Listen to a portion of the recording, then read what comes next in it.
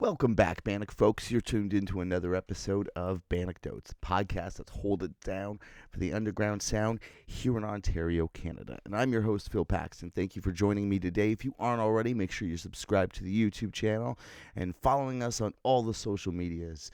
Helps us a bunch, and it's free. It's the best way to support the podcast. Let's get into some Ontario shows happening in the month of December. There's only a little bit left, so let's get into them. We're well into the How the Cretans Stole Christmas, Dayglow Abortions, and Hellbent tour. Tonight, we're in Hamilton at the Doors Pub. Tomorrow, we're in St. Catharines at the Warehouse. December 9th in Toronto, that's Friday, at the Bovine. Saturday, December 10th in Ottawa at the Dominion Tavern. And lastly, Sunday, December 11th in Waterloo at the Dive Bar. Definitely come out to those shows. We've been having a blast playing with them. Teeth and Russ are doing a couple shows together. December 8th, they're in Windsor at the Backstage. Fridays, December 9th, they're in Barrie at the Queens. And December 10th, Saturday, in Kitchener at the Hub. However, if you're in Toronto that Saturday, December 10th, if you could head on down to the Danforth Music Hall, you could definitely check out Anti-Fest featuring Anti-Flag, Cancer Bats, Dilly Dally, our homies in Dead Tired, and Indian Giver. Definitely go check that out. And then Sunday, December 11th in Hamilton at the Casbah, we got a massive show happening, starting off with Just Right, Influx, homies in Temper Tantrum, Deadbolt, Spaced is coming through, and of course, the Legends in Mil-Spect are going to end that off, and that's a Steel City Hardcore show, and that's going to be a great time. Come out early. I believe they have a flea market going on. All the cool stuff is happening. Right on, folks. Let's get into my episode this week. Now, when I filmed this episode, it was a massive snowstorm, so I had to drive out to the space very cautiously, and my guests showed up, and it was a good time, and but boy was I stressed driving home. We have Jill of Mvll Crimes on this week, and we had such a good time. But most you might hear us talk about the storm that we braved to make happen. So that just giving you a little bit of context on that. But we had such a good conversation. It was the first time I actually got to meet them, and I'm just so happy that we had to get him on the show. So here's my conversation with Jill of Mvll Crimes.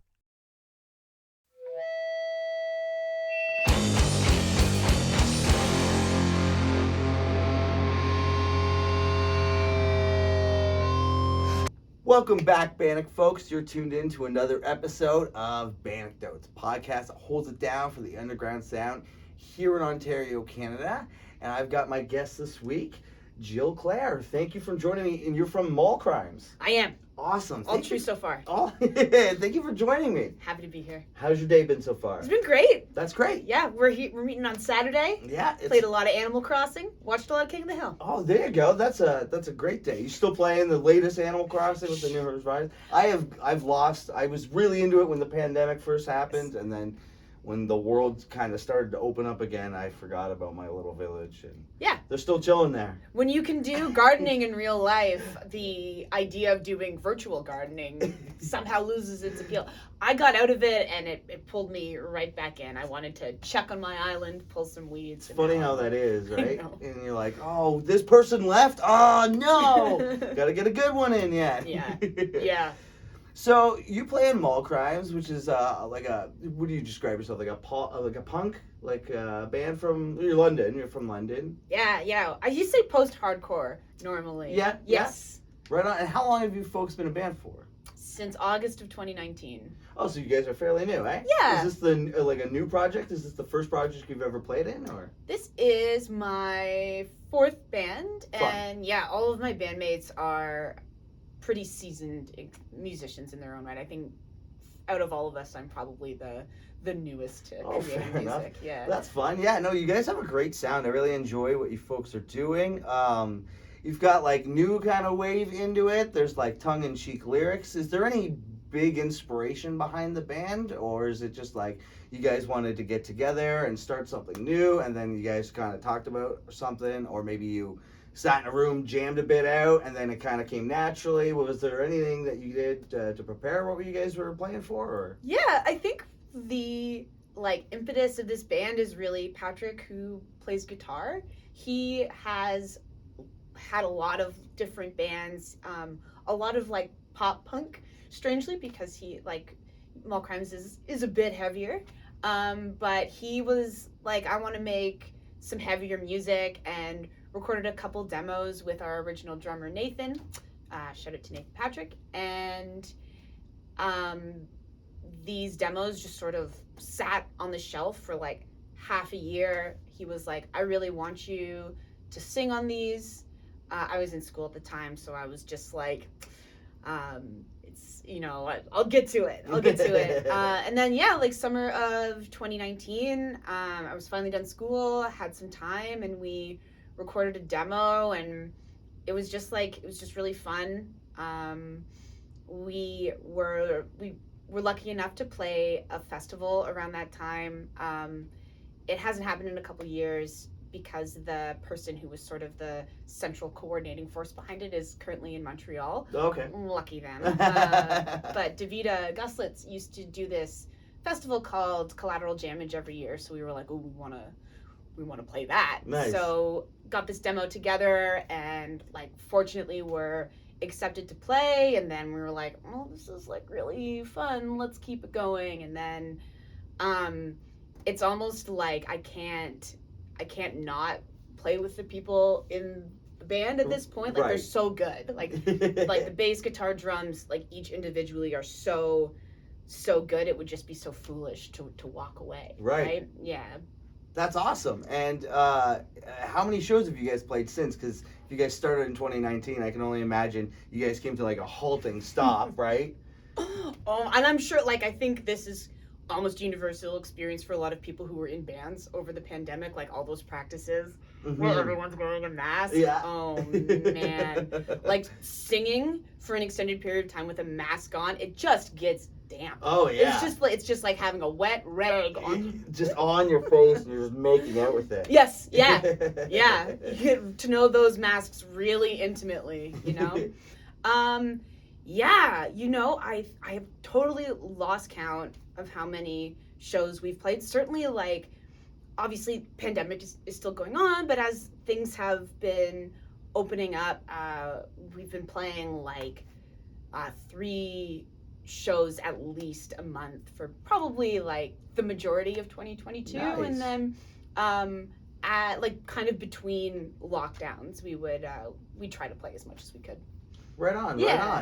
Is there any local bands or Ontario bands that necessarily were inspired you by making this project at all? Is there anything local that really helped? Absolutely. Yeah. 100%. So before we decided on the name Mvll Crimes, I was really pushing for this project to be called Class President, because there's a band in London called Jock, just this superb hardcore band. And the guitar player in that band is a good friend of mine, so shout out to Bob. Bob plays in wrestling the band too, yeah, right? Yeah, pretty much if Bob is in the project, it's gonna be really good, is what I've seen.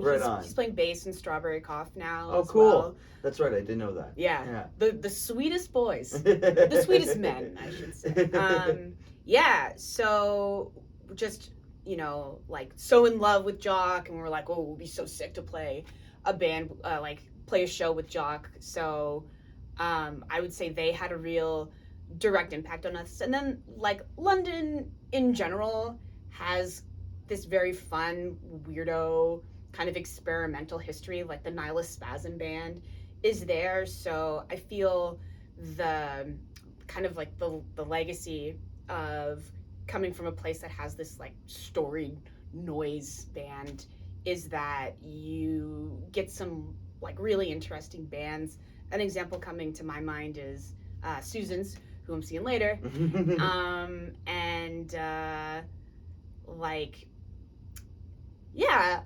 been living in London for 14 years. So okay, fun. I really love the art and the music community there. So I'm sure there's a number of projects I'm I'm not giving their like their flowers right now, but yeah, like London music, broadly speaking, is like I love it. Yeah, London's an interesting city. It's got a great music scene.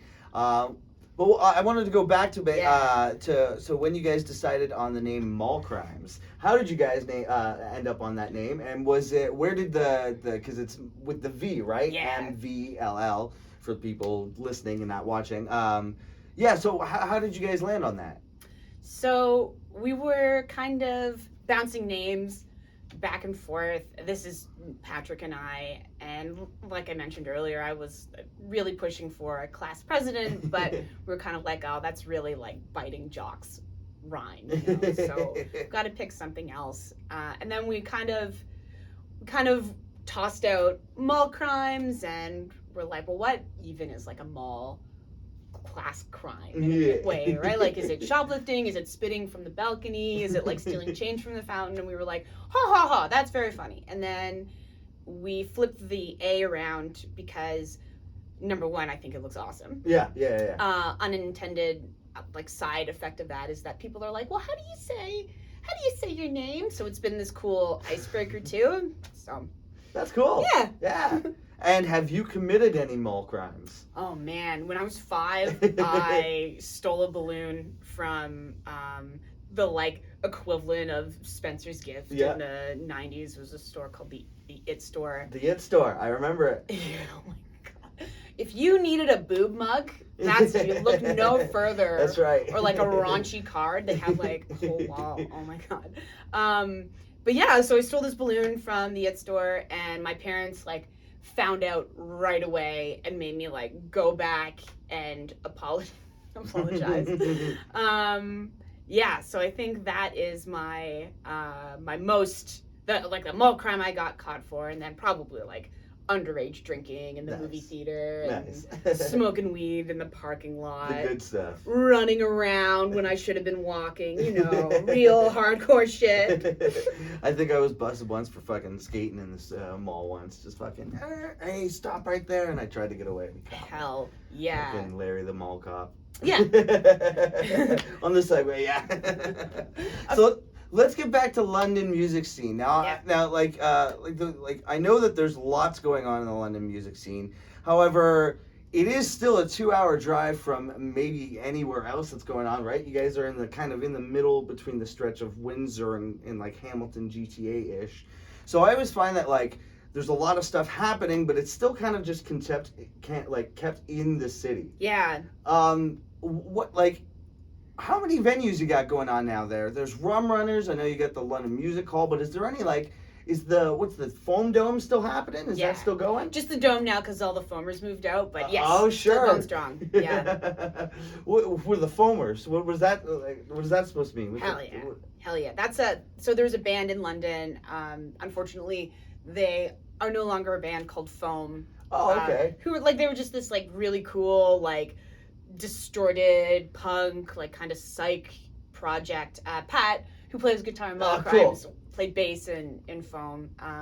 So yeah, but that venue in particular that house venue specifically has like gone through so many different iterations. It's been a band house for like over 20 years. Really? Yeah, before that, someone told me recently it was kind of like a rave house or something. They were like, yeah, so it's like the property, which unfortunately is going to be torn down at some point in the next 2 years, has been this outlet for local music. And like, not even local, like it's like an established, you know, DIY venue for like decades. Yeah, that's like if I'm trying to set up a show in London, I'm typically going to try and get the Dome, like if they can do it. Because of course it is somebody's house and like you have to work around their schedules and stuff like that, which is totally understandable. But like I've had the chance to play the Dome several times, and like I think I've played Rum Runners once or twice, and like if you get the crowd out, it's good. But there's something about that DIY vibe. Oh yeah. We used to have a place in St. Catharines. I don't know. There's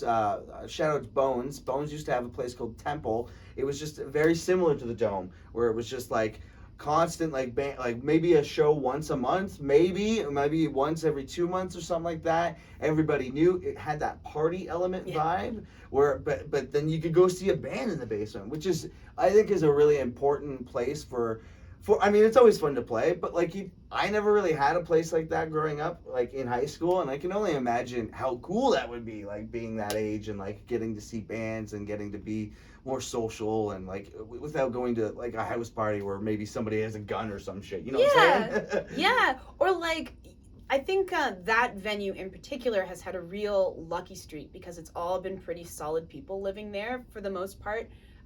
Certainly for the period of time that I've known about it, and like regrettably that's not always the case for like a DIY space or a house venue, right? Like sometimes like fucking creeps like have shows in their houses, right?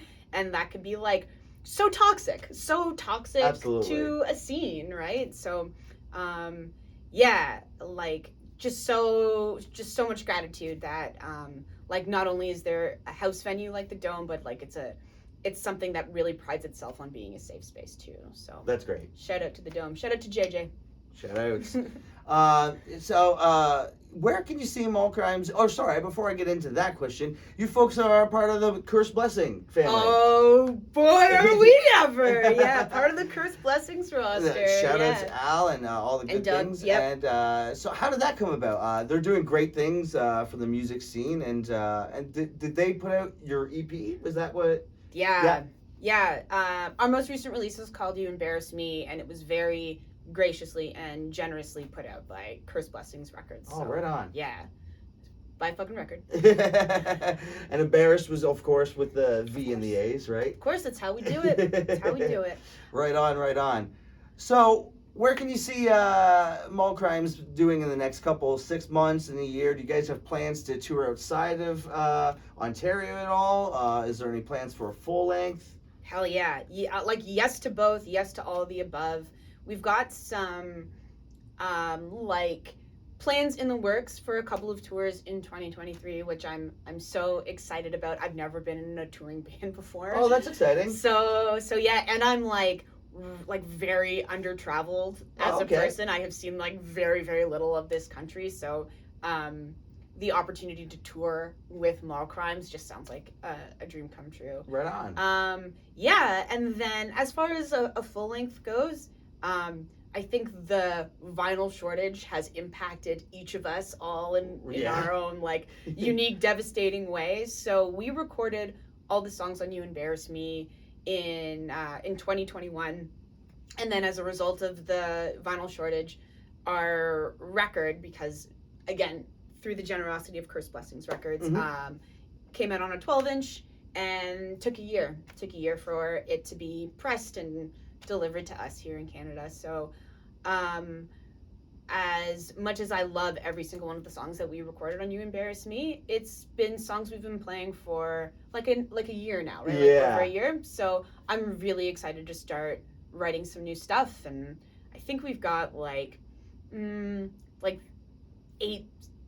songs ready to go, so we're on our way to a full length. There you go. Yeah. That's always a fun, and I mean I'm fun in almost a sarcastic way, part of the band where you play these songs, you get them, and you work them, and then now, you've worked on them so long, it's been like, say, 6 months to 8 months of these songs, you know them like the back of your head, but you haven't even recorded them yet. So then you go into the recording process, you get all the songs, you get all the tunes done, and then you got to get in your mixing and your mastering, and it's these long, drawn out, and you've heard this song thousands of times before it hits the public. That's and then once it finally hits the public, you're like, here's a new song that I couldn't tell you how many times I've played. Which I always think is just a funny dynamic of being in a band, because it's always, I love the new tune. I'm so glad you dig it, because I was a fan of it a year and a half ago. You know what I mean? Totally. Yeah, I can totally relate to that. And then we're at this funny place now too, where we're so proud of the work we did on You Embarrass Me, and it's genuinely our like strongest recording to date. But we play the songs even better live now, right? There you go. That's like great. It sounds even better live. Yeah. So that's like, I don't know. I think of like you certainly don't want to sound worse than you're recording, right? So you did something right. I did something right. That's great.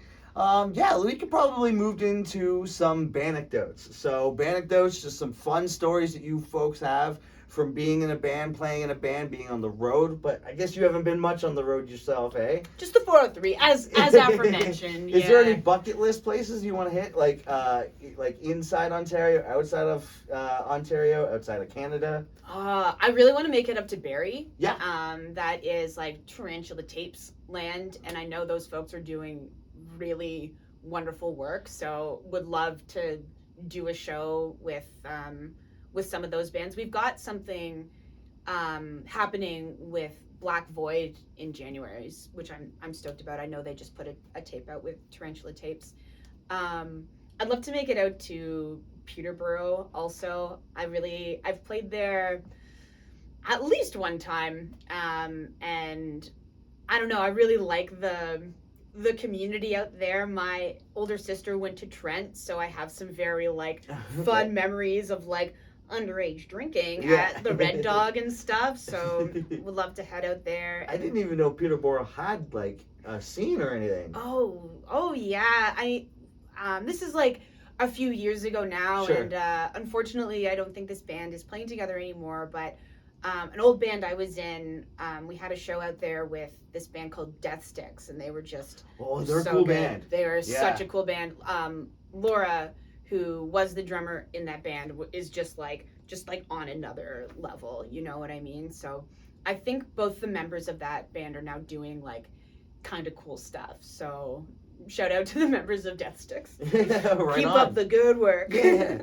Oh, and actually, I just completely forgot. You folks did a whole live off the floor thing, right? Yeah. With the whole video, and how did that come about? Where did that come out? Hell yeah! So that's the incorrect thought sessions, I think you're thinking of. Yep. Yeah. So there's this group in London who are these really skilled videographers, and they have teamed up with the wonderful Kyle Ashbourne of Sugar Shack, who has produced our last two releases, and they will invite bands into the Sugar Shack and record 5 songs. So out of this you get these 5 videos of your band playing live, as well as the recordings of the performance. So they messaged us in the summer and they were like, yeah, we had a band cancel, would you want to do this? And we were like, oh my god, absolutely. Pat, who's in another band called Pro Wrestling the Band, he had done one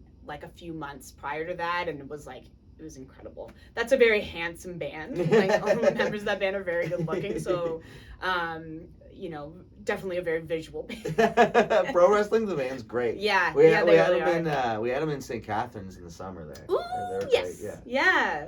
Great Lovely vibes. people. Yeah. I love his name's slipping me, but their pianist. Oh, Craig. That's Craig. it. Yeah. Such a good player. Yeah. Oh. And I actually saw Craig last night. Yeah, just a gem. He's such a treasure. Yeah. Yeah, heart of gold. That's super cool. Yeah. He's good at the keys. Just tingling the ivory. That's right. Okay, now we can get into some Bandecdotes. Tell me some wild stories from being in bands, and it doesn't necessarily have to be Mvll Crimes. Just any sort of anecdote that's worth retelling. This is a fun Bandecdote, I guess. That show I played with Death Sticks. I played drums at the time, and I used to hit my knuckles all the time when I played drums. I don't play drums anymore, thankfully. I was really shitty at it. But I bled all over Laura's kit. Oh, no. All over it. And I hadn't even really met her at this point or not. So we were finished, and I was like, I think I got a little blood on your kit. And she got up and she was like, yeah, you bled. There's splattered blood everywhere. So, we were blood bonded that night, I guess. That's funny. Didn't mind though, eh? Oh my god, no. Total trooper. Yeah, didn't mind. Do you have any pre-show rituals? Things you do before you play on? I have aspirations before every single show that I try to do. I've heard going to the gym before you play is one of the best things you can do. Cool. I haven't heard that. I almost never do it. Yeah. I am always nervous before we play. So one of the rituals I have is just like having like very nervous conversations with people that last like at most 2 minutes. I kind of just like circle the venue like a few times. Pacing, pacing, if you will, slow pacing. That's like punctuated with short conversations. I try not to drink too much before we play, just because if I make a mistake, I want it to be like because I was unprepared, not because I was like a little tipsy. Yeah. But yeah, nothing too interesting. Yeah, and I tend to like hang around by the merch table. I'm usually the person like tasked with hawking our stuff. There you go. For a while there, I had a little like I don't do it anymore, but for a while I was like, I need to play video games before I go on. Whether it was like Super Nintendo, or I know for a while there, Doors had that like cabinet in the back. I don't know, it's definitely not there anymore, but there used to be like a tabletop where you could play like Pac-Man or like Super Mario or something like that. And I was pretty adamant on that, and I get behind that, but then I think there was one show where like I couldn't make it happen. I was like, okay, I don't think I can make this happen every show. So that was something that I would always try and do before like a pre-show ritual, if you will. Always try to get my stretches in. Oh yeah, get a Red Bull in or something. Try to maybe get coffee, depending on what time of the day it is, right? Yeah. Always got to do all that important stuff. 100%. We actually as a band try to get tacos before we play. Like anywhere that you are, right? Yeah. Yeah, I try to seek out like a Mexican food place. And it switches because we were doing pasta for a while. Evan, our drummer, he was like, I gotta carb up. Before this like pretty intense like cardio thing. And we were kind of like, Evan, that's not the way it works. How it works. You're supposed to carb up the day before. That's okay. He'll let him enjoy his pasta. That's just let the man have his pasta. You know, he's not hurting anybody. He knows what he's doing. So yeah, so we've made the slow transition from pasta to tacos. I don't know what's next. Sure. I don't know what's Thai food, I hope. Let's figure it out. Where's the furthest from home that you folks have played? Montreal. Yeah, Montreal. Yeah. Eh? How was that? Oh my God, amazing. Montreal. We've been there. We've been there once. We played Pop Montreal this past October, and it was wild. It's an international festival, so there were all these very serious musicians there, which was rule. That's not a judgment on them at all. It was just I guess musicianship on a level that I hadn't directly engaged with. Sure. Up until that point, we also got to play trackside that weekend, which was you asked earlier if there were any venues I'd really like to play or any bucket list venues. 100% trackside. And you did. 100% trackside. Yeah. We did. We got to play with Fully Crazed actually. Okay. It was such a treat. Sorry, not Fully Crazed. Scratch that. We got to play with Random Killing, which was cool. fucking sick. Nice. Those folks, absolutely delightful. Hard working guys, but just really kind people. Yeah.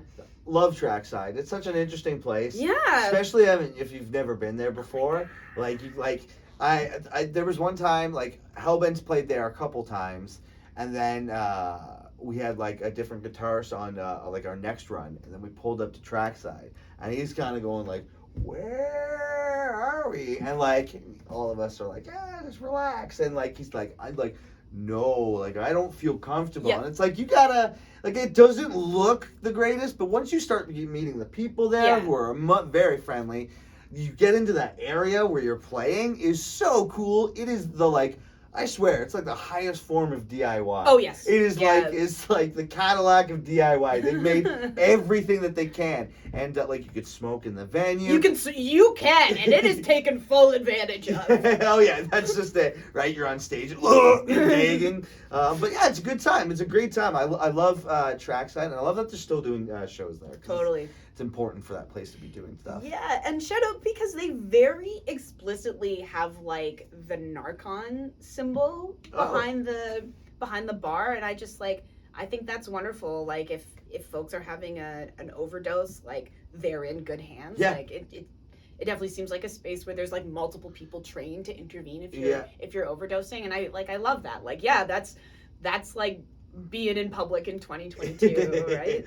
It's such a wild venue. One time we were playing there, we got approached and someone was like, "Hey, I want to grab one of your t-shirts." And we're like, "Yeah, it's $20." And he's like, "You can take some pills?" And then my one guitarist was like, "Absolutely." We're like, "Okay, here's your shirt."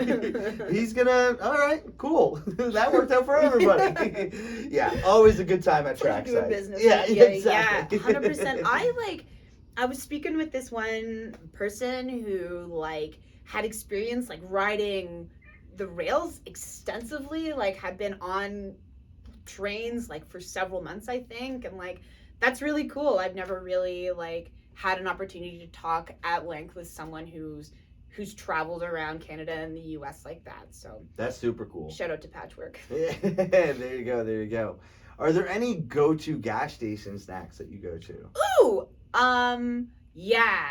I very recently discovered these like en route things, but you can get a shot of like lemon and ginger. So okay, if you feel like a little cold yeah, trickling in, you can take this and it kind of will push the viruses back. Nice. You know, that's briefly. added on route. Yeah. Really? Yeah, at the little convenience stores that are inside yeah. there. So you can get, you know, a moose in a, I don't know, Canadian flag sweater, and you can get a little shot of lemon juice with ginger in it. And then I try to get an A&W Beyond Meat burger whenever I can. My go-to meal is 2 A&W Beyond Meat burgers. Nice. Yeah. Very good. Yeah, and then just like coffee, I have a big caffeine addiction. So you gotta feed the beast. Yeah, you gotta feed the beast. Right on. Now, this one's a big question, and I always love picturing it. Picture Mvll Crimes the size of Metallica. Oof. You folks are huge. You guys are selling out arenas, multiple shows in a row. What is the Rockstar Green Rider? What's waiting in the green room for you backstage? You have an unlimited budget. You can furnish the place however you want. What a question. This is fucking cool. Probably an air hockey table. Yeah. I fuck with air hockey. Nice. Yeah. I'd probably want like Nintendo Switch back there. Yeah. Gotta check in on my Islanders. Gotta check on your island. And lots of hummus and veggies, you know, like as much as I love a good veggie burger, it's always nice when you can get some like fresh veg actual in veg your system, you know. Yeah. And then probably like Pabst Blue Ribbon or Corona. Nothing crazy. No. You know, I'd want something that everyone in the band enjoys, and there aren't too many fans of like the weird super hoppy IPAs that I must drink. Sure. Is there any like movies playing or? Ooh, what movie would be playing? Let me think on that one for a second. So, Moonstruck, which is an early Nicolas Cage picture from the 80s, is one of my favorite movies ever. Mandy, which is a more recent Nicolas Cage movie.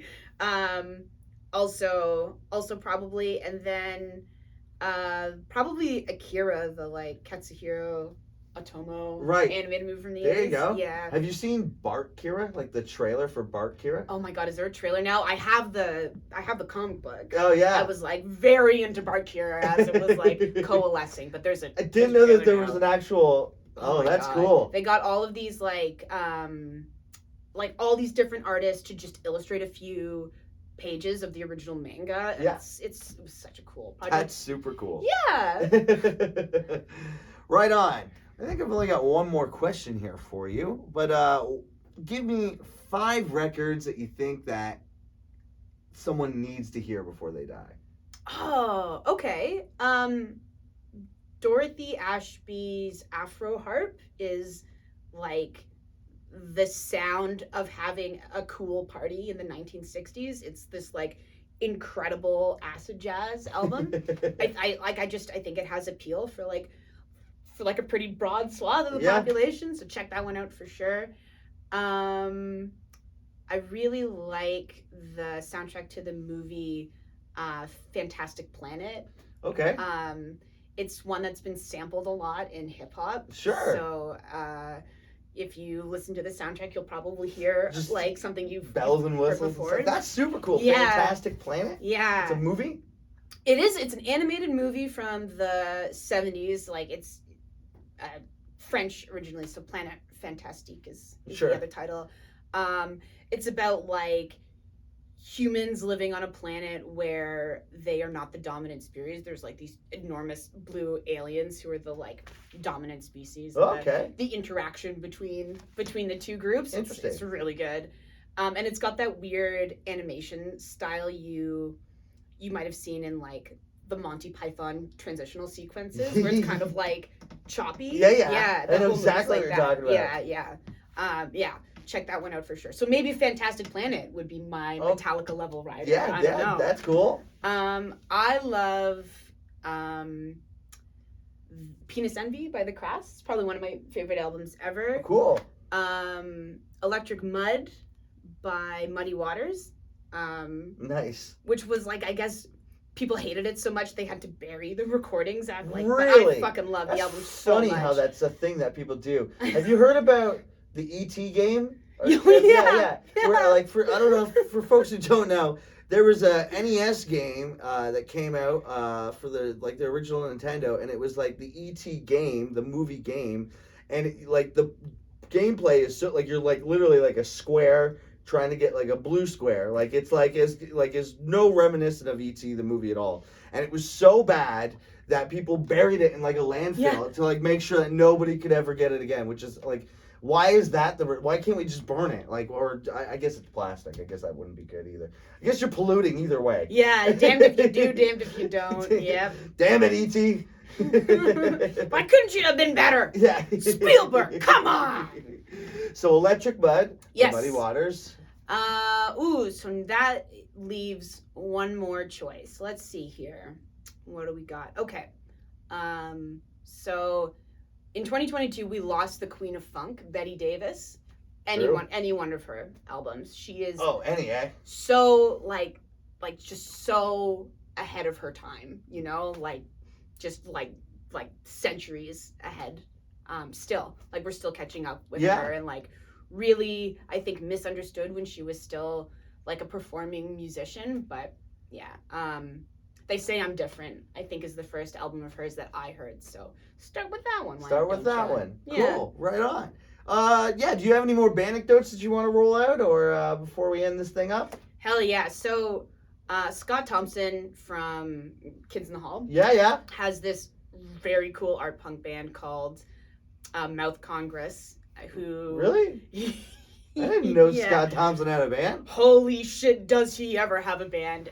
Paul Bellini, who is a really talented writer, was also a writer on Kids in the Hall and like appeared in like many of the sketches, is his bandmate in that. Really? Oh my god, it's you're just in for such a treat. Like please give them a listen. Mouth Congress? Mouth Congress. Yeah. It's all about being like gay men in the 80s, which was a very scary time to be gay. So we got to play with them back in May. Really? At the Bovine Sex Club. Oh, did we ever? And like Scott Thompson is like fucking like both of them, both Scott and Paul are like, you know, like fucking icons. Legends. Right? So you're kind of just like, however these people are gonna act, you know, whatever, like they can be fucking dicks, like it doesn't matter, like it's very, very cool to be standing this close to them. Right. But I got to meet both of them. They were fucking delightful. I got a picture with Scott Thompson. I lent Paul Bellini a Sharpie marker later in the night. He was like, "You're very prepared," and I was like, "Thank you." I am very prepared. Thank you for noticing. And they fucking killed it. They were so good. They had all these little like skits in between each of their songs. They were saying they don't have a drummer in their band right now because they practice in Scott Thompson's house and they don't want to disturb the neighbors. The bass player in that band turned me on to this really cool experimental band called Negative Land. So I've been listening to them a bit since that show. It was just like, I don't know, man. It was so nice, and someone told me at one point during the night that like Sukyin Lee was there, and I was like, can't. I've met too many, like I'm already like at my quota for like people I thought I'd never be in the same room with, you know, like I can't process this right now. So that's cool. Yeah, man. That's so cool. Yeah, and the band rips. Yeah. You just taught me so much in such a small amount of time. I had no clue Scott Thompson had a band. Oh my God, he is a man of possibly infinite talents. Yeah, and like as funny as he is, his band is fucking sick. Like it's a great band. What does he play? Guitar, sing? He's a singer. Yeah, super cool. Yep. That's awesome. And like this band's probably been going for a while. This isn't a new thing. Yeah, I think they started in the 80s, and they were like, people aren't ready for this like art punk band that's about like gay stuff, and kind of like put it on the shelf for a while, and then I think like they released the record, and people are like, oh, we fucking love this. Can we have more of this, please? Can you please play live for us? And they were like, oh, okay, you know. So, and the world is grateful for it. There you go. Well, I think we can wrap this interview up, unless you want to say if there's anything else that you wanted to add to it, or. Hell yeah! I just wanted to thank you so much for like giving me the opportunity to talk about Mvll Crimes, and shout out to Cursed Blessings Records, because there's a very good chance that like we probably wouldn't even be having this conversation had it not been for their intervention. Like please check out a show they're putting on, or pick up a record from them. Al and Doug are super hardworking guys. They care so much about what they do, and they're really like helping out the bands that are on their label so much. So yeah, it's really important to I think support indie labels right now. It's tough out there for physical media, but I don't think people would be disappointed in an investment in like any one of the Cursed Blessings products, but certainly a Mvll Crimes record. Certainly. Yeah. Right on. And what are the handles everybody can meet you at? The social medias, the Instagrams, the band camps. Hell yeah. You can reach us on Instagram, which I am on constantly. Just Mvll Crimes, MVLLCRIMES. Same for Bandcamp, mvllcrimes.bandcamp.com. And that's sort of like the extent of our social media presence. Like, send us an email if that's more your thing. We're thinking about maybe making a Facebook page. Facebook is a weird page. I actually had this conversation with almost everybody. When's the last time you looked up a band on Facebook to like figure out when they're playing next, right? Yeah. You're almost always going to go to their Instagram because it just feels more updated and more like you're always like, I don't know if their Facebook, like a band could very well have a Facebook. I don't know when they've updated it last, but I can tell you that they've updated their Instagram. That's how it always is. So I think I'm actually even contemplating like, should we just get rid of the Facebook? Like, what is the point of this? Like, there's nobody uses it. Nobody looks at it. So hell yeah. It's a weird Facebook in general is a weird platform. It's just, you know, I think it's like, it's run its course in a lot of ways. Yeah. Like, I think what you can accomplish with Facebook, you can pretty easily accomplish with like Instagram and maybe a link tree at this point. Yeah. TikTok is like a whole new frontier I haven't personally delved into yet. But I think probably the same goes. Like, I remember signing up for Facebook when I was in high school. Right? Yeah. Like, it's been with us for a really, really long time. Exactly, yeah. Right on. Well, I think we'll end it there. Thank you so much for coming by today. My pleasure. Right Thanks for on. having me.